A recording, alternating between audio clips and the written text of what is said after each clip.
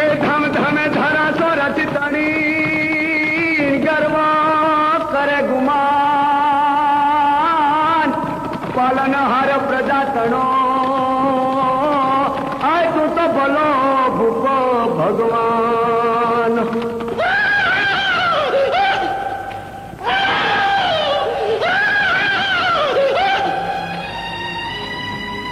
બાનો ઓળી લે.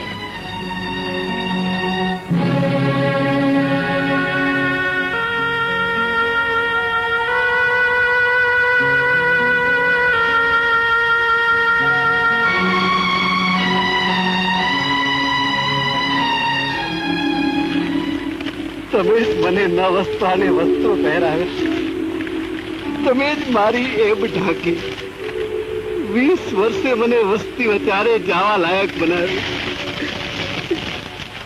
કોણ છો ભાઈ? છું તો ચારણ, મારા કર્મે હું માનવીમાંથી પશુ બની ગયો હતો. ત્યાં ગયા તે કોણ હતા? મોણિયા ગામના આઈ નાગબાઈ, જોગમાયાનો અવતાર ગણાય છે બાપુ. હા બાપુ, એ જોગમાં એક સમયે મારા ઘરવાળા હતા, પણ હું અભાગ્યો. મારા કર્મમાં એ નો મારા બાપુ. બાપુ, મને ભક્તિનો કેફ ચડ્યો હતો. એ મને વાર્તા રહ્યા અને હું રાત ને દિવસ જોયા વગર માતાજીના સ્થાનકમાં પુરાઈને માતાજીને વિનવતો રહ્યો કે માતા દર્શન દે, દર્શન દે મારી માં, મારી સામે પ્રગટ થા, મને દેખા દે, તારું રૂપ મને દેખાડ મારી માં, મારી માં મારી સામે પ્રગટ થા. રેવા દે ચારણ, રેવા દે કહું છું, રેવા દે. માતાજીના રૂપ નજરે જવાની રાજ મેલી દે, તારાથી એના રૂપના તેજ નહીં ખવાય ને ઢાલો બધુંય ખોઈ બેસી ચારણ, બધુંય ખોઈ બેસી. માતા દર્શન દે, તારું રૂપ દેખાડ, મારે તને નજરે જોવી છે. પ્રગટ થા મારી માં. રેવા દે ચારણ, રેવા દે. જીત છોડીને બારો નીકળ કહું છું, બારો નીકળ. રોજના રાંધ્યા ધાન રજડે છે, મારું માની જા, તારું માની જા. માતાજી તારી અરે મોઢા મોઢ વાતું કરે છે, એને ઘણું માની લે ચારણ. બારો નીકળ કહું છું, બારો નીકળ ચારણ, બારો નીકળ. માં, મને દર્શન દે, મારી સામે પ્રગટ થા, નહીતર તારી સામે માથા પછાડીને જીવ. ઉભી જા ચારણ, તારે મને નજરે જોવી છે. હા માં, મને દેખા નહીં દે તો જીવ દઈ દઈશ માં. નજરે પડું તો મને ઓળખી શકીશ? માં, હું તારો ભગત તે તને ન ઓળખું મારી માં. ભક્તિનો ઘમંડ ભૂલ તો નહીં ખવડાવે ને? ભૂલ ખાવ તો તને ઠીક લાગે એવી સજા દેજે માં. પછી વહમી તો નહીં લાગે ને? વહમી લાગે એવી વેળા જ નહીં આવવા દો માં. હું તારો ભગત, મારી ભક્તિનો મહિમા હવે આખું જગત જાણે છે. તું દર્શન દે એટલે હવે જગત તે જાણ કરું કે હું કેવો મોટો ભગત છું. તો સાંભળ, તારી ડેલીનો દરવાજો કોઈ ખખડાવે છે. ઈ તો હૈસે ભૂંડા મોઢા વાળી મારી બાયડી. જઈને ખોલ તો ખરો, કોઈ બીજું છે. માં તું કહે છે તો જાઉં છું, બાકી મારી બાયડી સિવાય બીજું કોઈ નહીં હોય. કભારજા કદરૂપી, મારા નસીબે ક્યાં ભટકાય? ભાઈ, આજની રાત ઉતારો દેશો. ઓહો, આવા ને આવા રજડતા મારી ભક્તિમાં ભંગ પાડવા ક્યાંથી આવેલા આવે છે? ક્યાંક બીજા આશરો ગોતી દીધો હતો? ભાઈ, હું તો ગમે ત્યાં પડી રહું એવી છું, પણ મારી ભેળી નવજુવાન ને પાછી રૂપાળી એવી દીકરી છે, એને જેવી તેવી જગાએ થોડી રખાય છે. સોમનાથની દેવ સેવામાં દેવદાસી તરીકે હું એને અર્પણ કરવા જાઉં છું. દેવદાસી? હા. ક્યાં છે તમારી દીકરી? એ ઊભી અંધારામાં પેલા ઝાડ નીચે.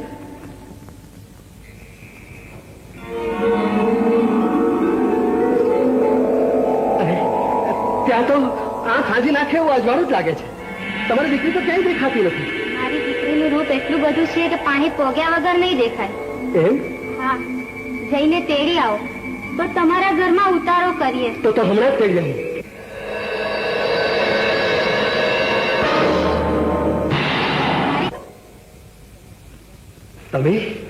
તમે આજની રાત મારે ત્યાં ઉતારો કરવા માંગો છો? આજની રાત તો શું, હું તો મનગમતો ભગત મળી જાય તો અવતાર આખો વિહામો ખાવા ઈચ્છું છું. શું વાત કરો છો? સાચું કહું છું. મારી માં મને સોમનાથને અર્પણ કરવા ઈચ્છે છે, પણ મારું મન તો માતાની ભક્તિ કરવા ઝંખે છે. વાહ વાહ, ભારે મેળ મળી ગયો. હું માતાજીનો ભગત, મારી ભક્તિ મલક આખામાં બંકાય છે. અરે માતાજી મારી હારે મોઢા મોટ વાતો કરે. તો મારે દોડવું હતું ને ઢાળ મળી ગયો. બસ તો રોકાઈ જાઓ કાયમ માટે. પણ તમારા ઘરમાં જગ્યા છે? અરે નહીં હોય તો ખાલી કરાવીશ. કેવી રીતે? જે છે તેને કાઢીને. તો પહેલા એ કરી આવો, પછી હું તમારા ઘરમાં પગ મૂકું. અરે હમણાં જ કરી આવો. ઓલી કભાર જાને ઘરમાંથી કાઢીને તમને બેહાર. ઉભા રહ્યો. તમને મારા પ્રત્યે બીજો કોઈ ભાવ તો નથી થતો ને? બીજો ભાવ એટલે?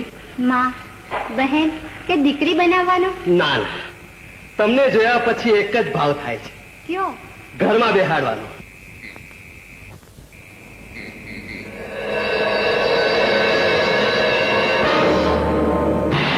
મારી દીકરીને ઉતારો કરવાનું કહ્યું તું વચમાં વખત બગાડ કરજે. તારા ને મારા અંજળ પૂરા નીકળ મારા ઘરમાંથી બહાર. હવે શું કેવા વાળી? તારા ને મારા સંબંધો પૂરા થયા. હા, હવે મોડું કર્મ. મારો સંસાર અને ભક્તિ બે સ્વભાવ એવી સુંદરી મને મળી ગઈ. નીકળ મારા ઘરમાંથી ને તારો છેડો ફાડી દો. અડધી રાતે મને ઘરની બહાર કાઢો છો. હા, થોડે દીએ કાઢું તો ગામ મારી માથે દાંત કાઢે કે આવા મોટા જથ્થા ઘરમાં આવી ગુંડા મોટા બને. નીકળ મારા ઘરમાંથી. તમારી રીતે નાટાને હું જાઉં ક્યાં પણ એના કરતા મને અહીંયા ખૂણામાં પડી રહેવા દો. હું તમારા ઘરનું ઝાડમાંથી દુઃખ કરી શકીશ. તમે સુખેથી નવું ઘર ભોગવો. નવું ઘર તારા ગયા વગર નહીં વધે. ખાલી વધતા કિલા વગર નીકળી જા. મારા ખોડિયામાં પ્રાણ છે ત્યાં સુધી આ ઘરને નહીં છોડું, નહીં છોડું. તો ભાવનો ચાલીને સસરાની નહીં સાથે છોડું, કાઢી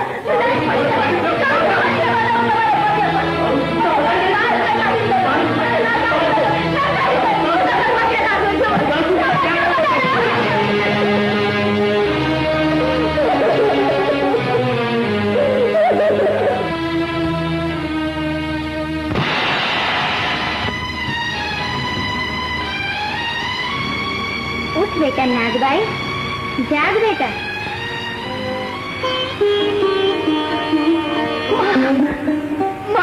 મારે માથે આવી કરી માં. એમ કર્યા વગર ભક્તિના કેસમાં અને ભગત નામના ઘમંડમાં ફૂલાઈ ફરતા તારા ધણીનો એંકાર ઓગાળી શકાય? એના ઘણા માફ કરો માં.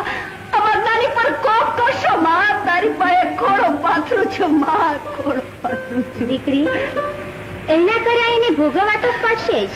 એના કર્યાની સજા મને કરો, હું ભોગવવા તૈયાર છું. પણ એને કઈ ન કરતા માં, કઈ ન દીકરી, અરે એ ભોગવે, એમાં કોઈનું ના હાલે. તમે મારી દીકરી કીધી ને, તો આ દીકરીની એક વિનંતી સ્વીકારો. એને જતા કરો, એને માફ કરો માં, માફ કરો. માફ તો 20 વર્ષ પછી થશે ને તારા હાથે જ એનો ઉદ્ધાર થશે. ધ્યાન વગર હું તું મોણિયા ગામે જા, ત્યાં વેદાચારણનું દુખી ખોરડું તારી વાટ જુએ છે. તમે ઉઠીને એક ભાવમાં બે ભાવ કરવાનું કહો છો. લખ્યા લેખ મિથ્યા થાતા નથી દીકરી. વેદાચારણનું તારે માત્ર ઘર માંડવાનું છે, એનો સંસાર ભોગવવાનો નથી. એના દીકરા નાના છે, ઉછેરીને મોટા કરજે ને મોટા કર્યા પછી એ ચારણના દીકરાઓને રાજવાડાથી છેટા રાખજે. બાકી મારા તો તને આશીર્વાદ છે. તારી જીભે વચન સિદ્ધિ વસશે. એનાથી થાય એટલું સૌનું ભલું કરજે. અગમના એંધાણ તને અગાઉથી દેખાશે. જા બેટા, સુખી થા.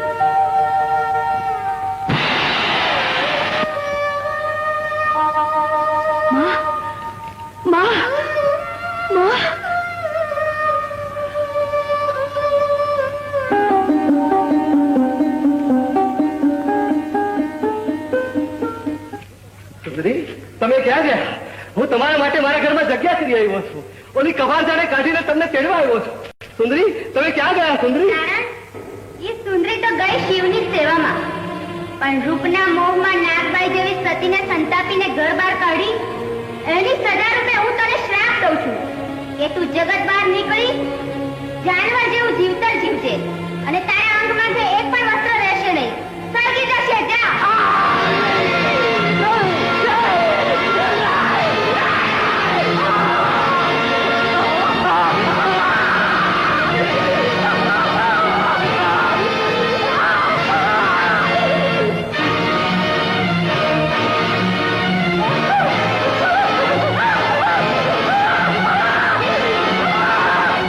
આજ એણે જ ફરીવાર મને વસ્તીમાં જવા જેવો બનાવ્યો. 20 વર્ષ પછી મારા નવસ્ત્રા દેહ ઉપર વસ્ત્ર ઢંકાણું. લ્યો બાપુ, રામ રામ. રામ રામ. વિશાળ કામદાર, જી બાપુ. આપણે આ જોગમાયાના દર્શન કરવા જોઈએ. આ દેખાય એ આઈનું ગામ મોણિયા. કામદાર, જી તમે રસાલા અને રાણીઓને લઈને જુનાગઢ જાઓ. હું મોણીએ મુકામ કરીશ. જી. બાપુ, બાપુ, હું તમારા ભેગો આવું કે બા ભેગો પધારું? પૂછી લેવું સારું, અહીંથી વાંધો ન પડે. ના, તું અમારા ભેગો જ પધાર. ભલે ઘણી ખમા બાપુ ને તમારા ભેગો પધારું, અહીંથી વાંધો ન પડે તો સારું. શું છે બેટા? હા, પધારે છે. રાહ પધારે છે? રાહ તો રાજના ઘણી. સામયું કરવું જોઈએ ને માં? હા દીકરા, રૂડી બેઠા સામૈયા કરો, પણ પાહે પોગવા વાલો થતો નહીં.